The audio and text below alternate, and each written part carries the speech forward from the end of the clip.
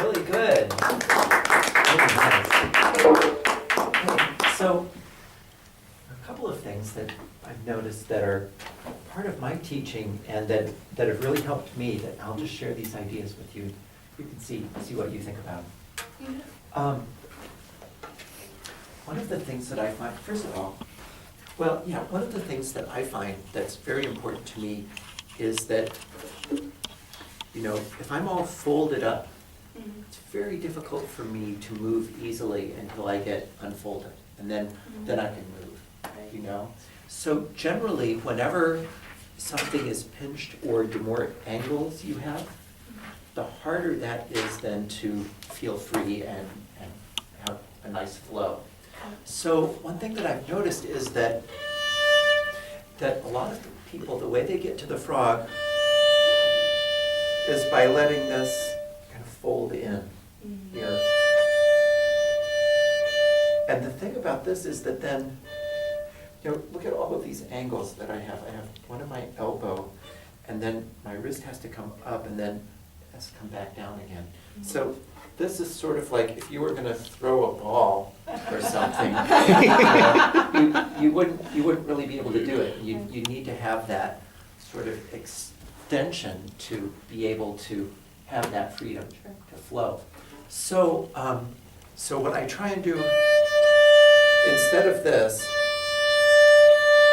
really is something that's more like this. So the real difference, isn't really with my wrist or my hand, it's really with my elbow. Okay. And what I'm starting to think about is sort of like, how far is my elbow from the sounding point? Okay. The reason for that is that if my elbow is too close to the sounding point, then that automatically brings everything in like that.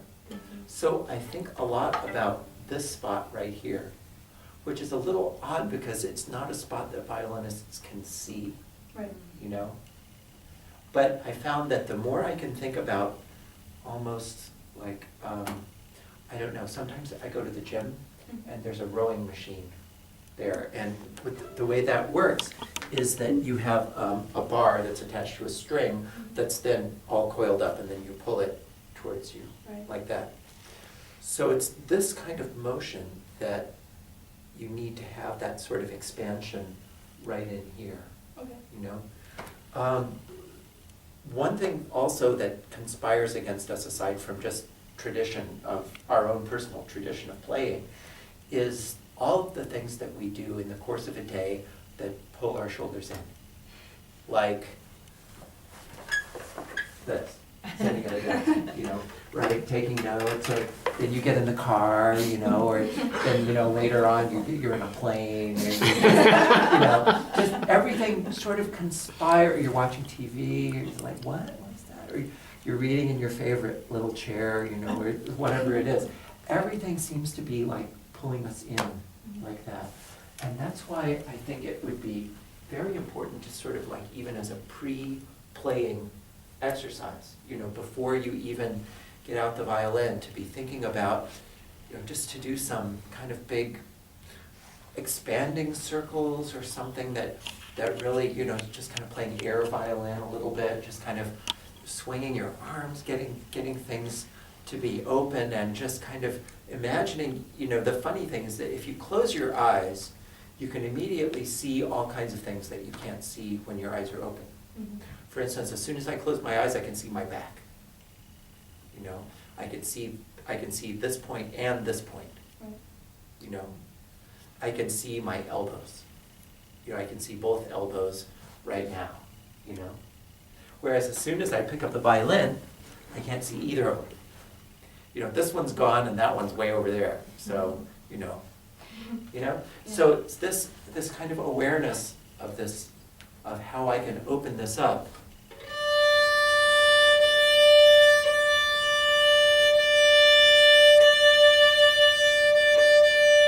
I used to really, it took me a long time to figure this out. I used to see a lot of violinists who played and they looked like that. And then I would come home and I'd play like this and I'd say, my wrist is just too high. why is my wrist so high? I wish my wrist wasn't so high. You know, and just realizing, or somebody would say, you need to have more flexibility in your wrist. I'd be like, how? Because the only flexibility I could have in my wrist right now is that. Mm-hmm.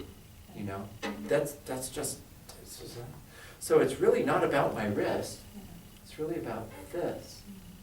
And now I can have flexibility in my wrist, and now I can't. So it's really thinking about where's your elbow in space, and where is it in relation to the sounding point. Okay. Do you want to try just some full bows and see about kind of opening that up for you?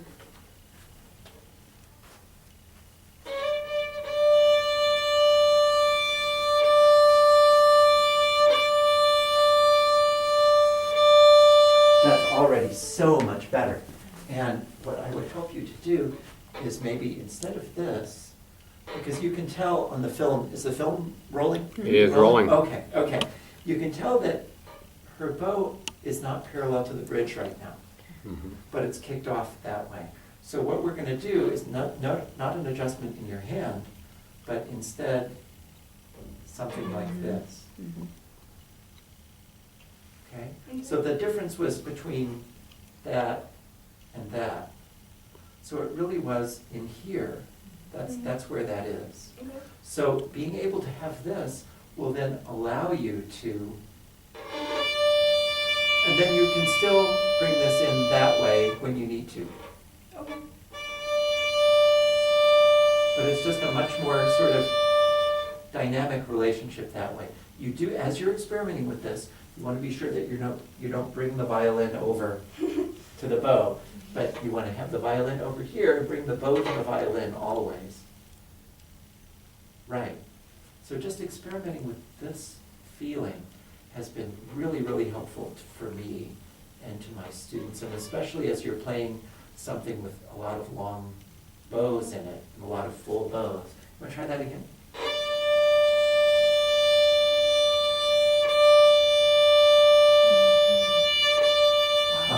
Yeah. Good, yeah, that's good. Now, I think that once you have this unbent, and that looks really good, there's another adjustment that you can make, is that you can, now, you couldn't do this before, Right. but now you could be able to roll the weight off your first finger when you're in the lower part of the bow. As opposed to this, you can now have this. That's right. Okay? Okay. Now you can roll towards your first finger Okay. in this As part I of the go bow. down. Right. Uh-huh. And then roll from the back of your hand a little bit more. So I think about rolling off my first finger. Here, let me show you what that looks like. So here you can tell my wrist is below the plane of the bow and my fingers are slanted.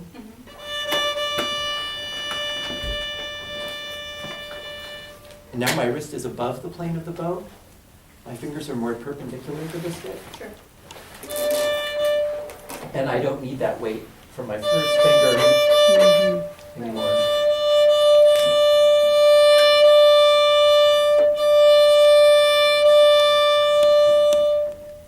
Okay? I'll just do that for the camera too. So, when I'm at the tip, my wrist is angled to the stick. My fingers are slanted, and my wrist is sort of below the plane of the bow. Then as I come up here, my wrist turns so that it becomes more parallel to the stick. My fingers are more perpendicular to the stick. My first finger is rolled off the stick because I don't need that weight anymore. So this is sort of a default setting. It doesn't mean that you always have to do that. There are sometimes, if you wanted to be very soft at the tip, then I could do this. See how my hand is on the bow? But if I wanted to be very heavy at the frog, I can do that. I can Sure. tip my wrist in and roll the weight onto my finger. So it really is more of a tool than something that you have to follow. But still, if you're thinking about what basically do you want to do with your bow, is that you want to counteract the natural tendency of the bow, which is to be heavy at the frog and light at the tip. So if I can make my arm light at the frog, then heavier at the tip,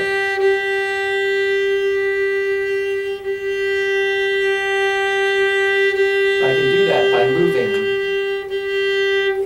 instead of being the same. That's awesome. Okay? Yeah. So, so that's the first thing, is this basic idea of posture over here, giving yourself room to unfold your arm. And it won't be by moving your hand, it won't be in your wrist, it'll be actually up here to expand, to give yourself enough room. Okay? So the next thing is another very basic thing that has been really, really helpful to me, and that has to do with my setup, my shoulder rest, chin rest thing, so that when I put my violin up, my strings are parallel to the floor. Okay. The reason this is so important is that even just a little bit of angle down, gravity will take advantage of it. And then I'll start to drift right here.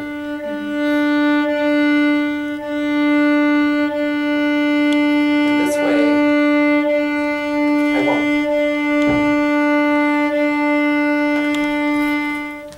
So, if anything, I want to have the nut a little higher than the bridge, Okay. so that way gravity will help whatever my weight and speed of the bow, gravity will help me choose the best sounding point I can have. So there are sort of two factors for that. One is just making sure that you have a comfortable setup here. But the other is really that you make sure that the base of the violin here is as low on your neck as possible. Because even with this setup, which works for me, if I put my violin up, I can put my violin up like that. But, hi, come in. Or don't. But I'm a big fan of this. 1, 2, 3. Because it really gets this as low on your neck as possible. So it would be something, I don't know whether you happen to have the right setup right now or not. I'm not sure that you do, but it would be something that would put the violin more here for you. What do you recommend? Whatever works for each person. I don't really have I don't This know. neck. I don't know. I just experiment with We have different that. things. Yeah, you know. believe me, we have. I see. Well, it's better in theory to have a shorter shoulder rest and a taller chin rest. Just because the lower the violin is, then the more weight you have and the more comfortable the bow is. But that means generally having a custom-made thing, and I don't have that. Right. So even though that would be ideal, I haven't gone to the trouble of having a custom-made chin rest. Though I might be fun. But at any rate, having my bow able to be held up by the strings means that my hand doesn't have to hold it anymore. Okay. See, I could never do that before. My hand was always tight. And I think it was because of this. Because as soon as, if I don't want the bow to drift, I have to squeeze a little bit with my hand. Right. And once you squeeze with your hand, you kind of forget that you've squeezed with your hand, and it's a little tighter. And then you do it again, and it's a little tighter. And then you can end up with this. This wrapped around here, and without this sort of flexibility. So one of the exercises that I have my students do, and that I do myself, it's really fun, is to sort of give the bow to the string. So I make sure my strings are parallel to the floor, and then I want to make sure that I know the difference clearly between holding the bow which I do in the air, which everybody has to do, holding the bow, and you put it down, and then you have given the bow to the string, and then you can move across, and then you lift again and say, okay, well that's what it feels like lifting, and then off. But you want to have that beat as clear as a light switch, flicking on a light and then turning it off. You don't want to have it like stuck on. Then you end up sort of leading from your hand instead of, and you can tell that the sound is very different. Yeah. So if I'm leading from my hand,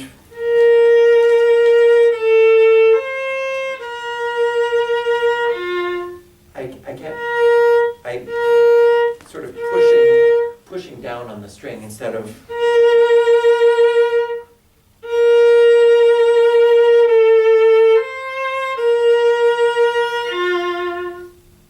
Okay. So I end up with.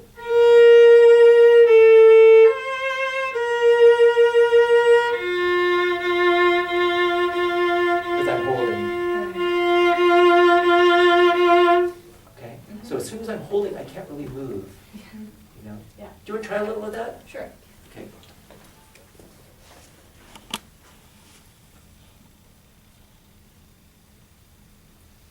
Good. Okay. So just one little thing is that in the room where you practice, do you have a mirror in the room where you Yes. practice? Okay. What's behind you on the wall when you look in the mirror? Curtains. Okay. Maybe get something that has like a shelf, or open the curtains. Okay. So that you can see the lines in the window, which hopefully are parallel to the floor. Yes. All right? So that you can tell immediately, I mean, this is perfect. Yeah. Gosh, look at this. You know, all of these lines here. So I really want to make sure that if I were looking in the mirror right now, that this was slightly higher than that, Okay. you know, Mhm. which it is. So that the bow will automatically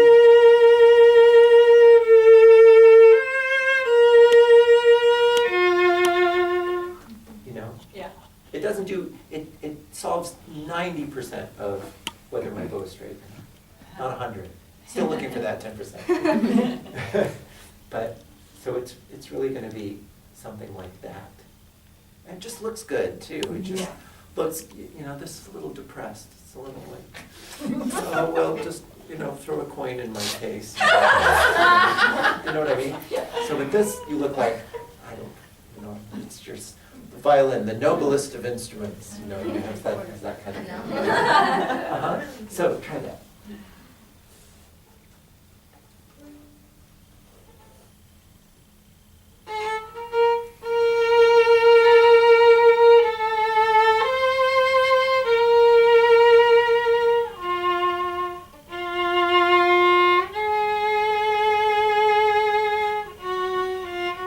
Good. Okay, so still what we need to help with is a little bit of angling the bow.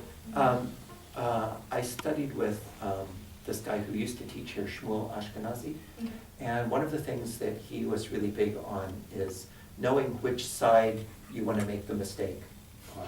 You know, so if your bow isn't going to be completely parallel to the bridge, you have to know which side to futz it on. You know, so if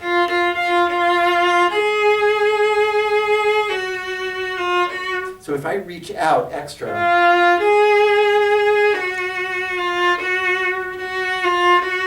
that's going to help me hold on to the sound. Okay. But if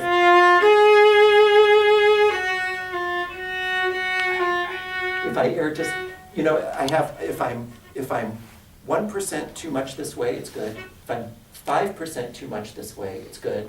If I'm 10% too much this way, it's good. But if I'm 0.5% too much this way, it's bad. Okay. So that's where you want to kind of shade your bets. Okay. You know.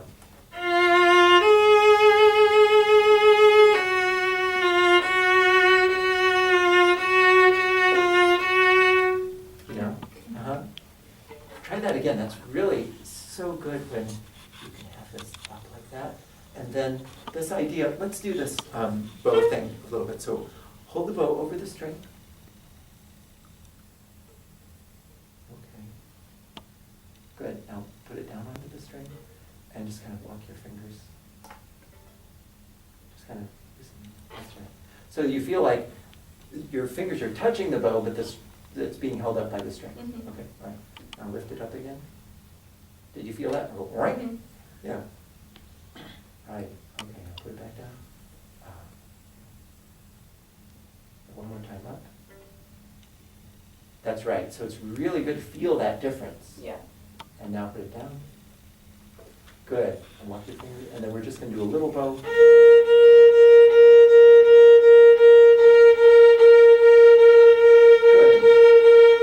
And stop. Stop. And now lift it up. Right. Okay. So we want to really be aware of when we're picking it up. This should start to feel kind of uncomfortable. Do this a lot. Okay. And then you put it down. Okay. Oh, phew. Okay. All right. Now.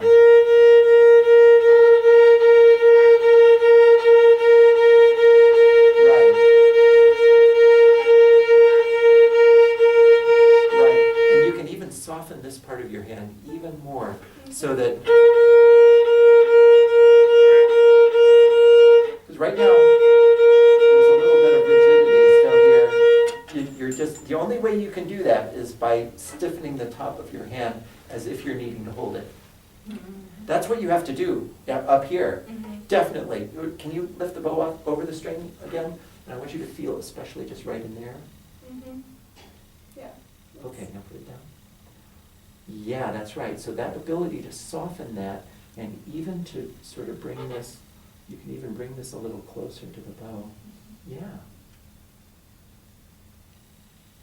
Yeah, all of that kind of flexibility in your fingers is it's part of your inheritance as a human.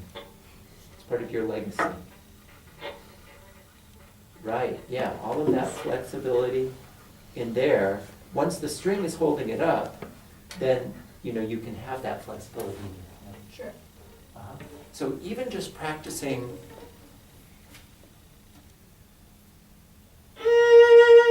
would be great. Holding it, I'm holding it, and my leg go. There's this movie, Mel Brooks' movie High Anxiety, which you probably haven't seen, but it's sort of this famous thing. It's like, I got it, I ain't got it. And so it's sort of like, I got it, I ain't got it. But you want to be that clear with the bow. So that you want to initiate your motion much more from your arm than. Sure.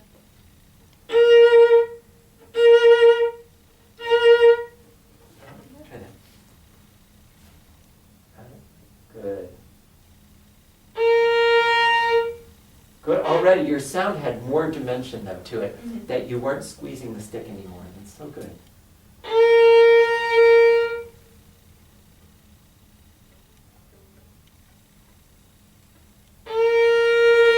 Good. So now that you're starting it in your arm, you're getting to about here, and then you're kind of losing the support. So one of the things that you would do would be to practice sort of pulling all the way through the sound.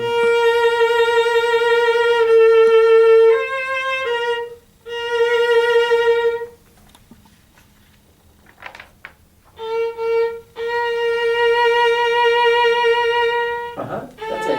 That's good. Good. Good.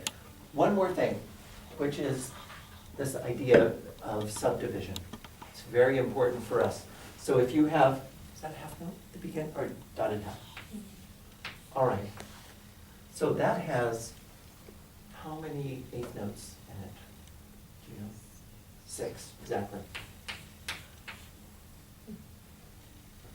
Oh, except it's 12 eighths. So in this case, we're going to think of it as being 4 dotted eighths. Okay.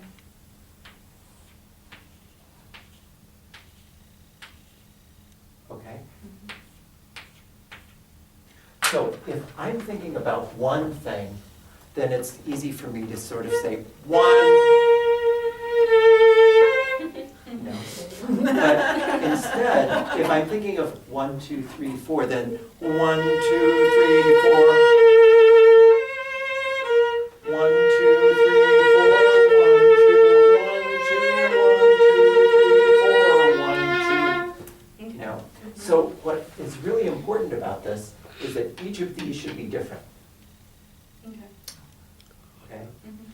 So I want to have either this or that. I can have this. I can have that. You know? Mhm. So try not to let yourself see this as being one thing. Okay. Which do you think, well, whenever we are having something that's more lyrical or more sung or more legato, Mhm. it's always better for us to choose something that leads on. Right. So this would be a good choice. This is probably a second choice. You know? Or even it could be that. Mhm. 1, 2, 3, 4, something like that. So that it has this great function in that it really helps connect to the next note. Right.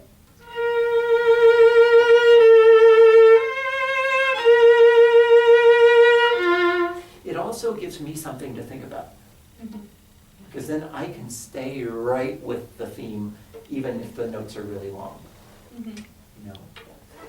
So just in general, I'm just going to use a quarter note for now. So if I have 2/8 in the quarter note, then the more I do this, the lighter and dancier everything is. 1, 2.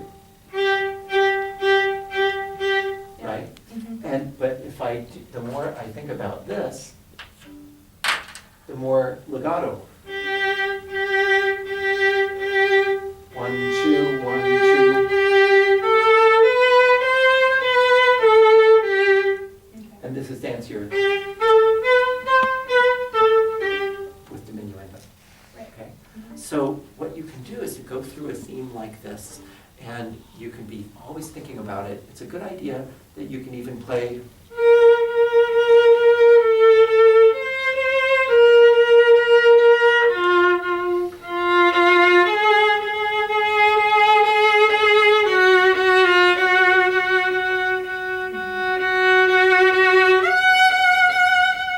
You know?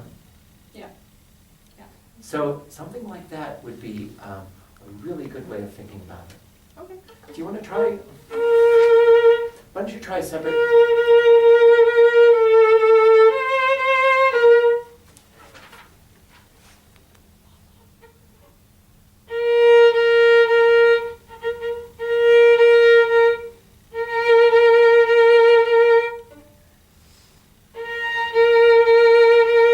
Yeah, that's really good. So what you're discovering is all of the years that you've trained yourself to use exactly the same amount of bow. You know?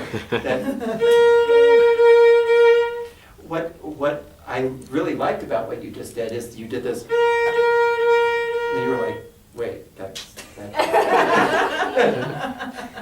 And then you were experimenting with, oh.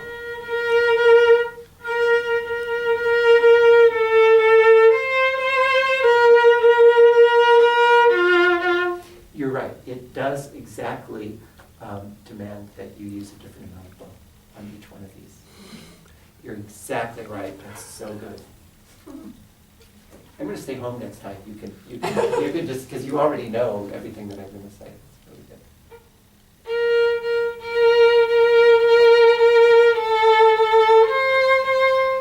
Uh-huh. So let's try that. Just start here and in there. Uh-huh, once again.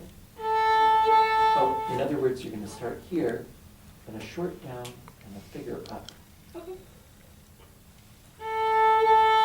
Uh-huh, that's it.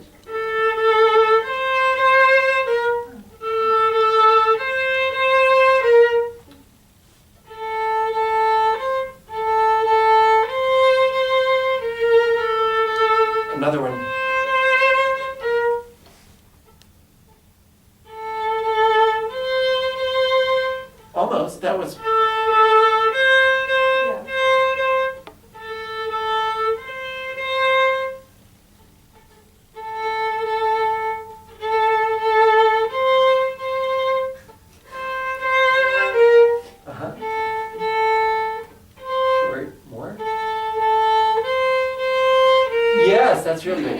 Do that one more time. It's like a tongue twister. Good. Now, we're going to hook those together.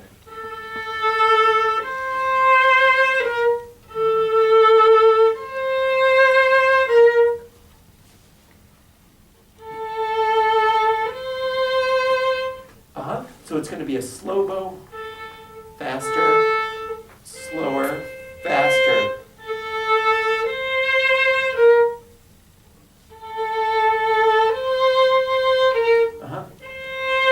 It's hard to get the slow bow here and then the fastened bow. Yeah. That's better. So it's almost like what you could do with these two eighths here, is that you could think, piano, and so forth. Okay. You know?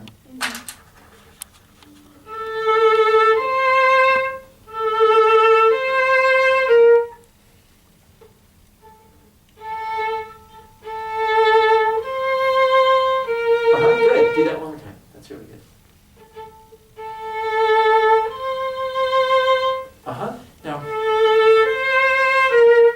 Now let's try put them together a little faster. But I'm still thinking about.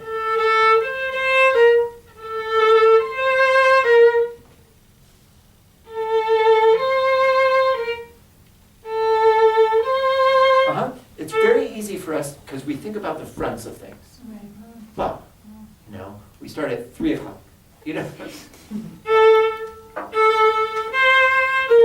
But the more we do that, the more direct we are, but the more we lose the sense of line.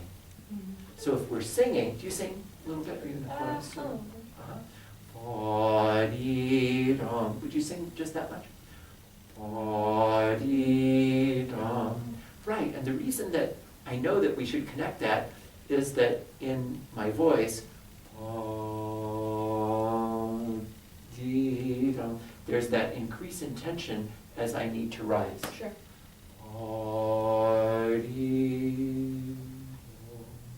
So that's what's going on in my voice. The second half of the A in my voice, it has more tension in it. Sure.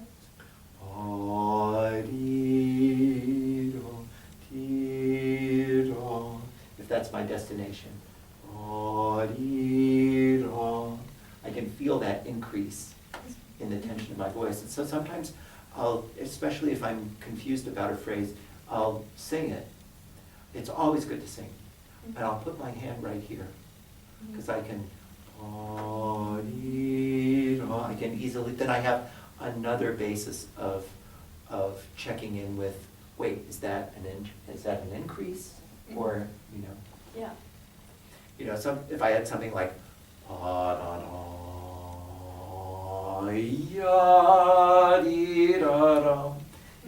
so here we just have a diminuendo, but we also have an octave jump. Right. So somehow with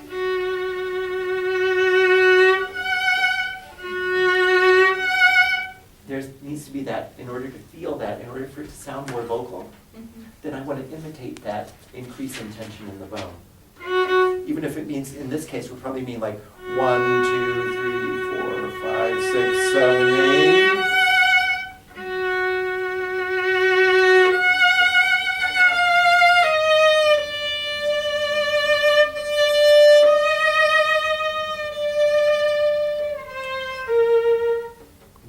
So it's almost like I have these dots. And I want to make sure that the sound doesn't go, but in this case, or I want to make sure that it doesn't sound like, but instead that this really builds up to that one, builds up to that one. And that's where the subdivision comes in, because that one has to be here, can't be there. Yeah. So that's how I would think about this kind of thing. A really nice vibrato, and it's really nicely in tune. It's really well prepared. You're going to just I think that this aspect of the phrasing, it will really help keep you involved in the long notes and really allow you to be more expressive. Awesome. Thank you. Good, you're welcome.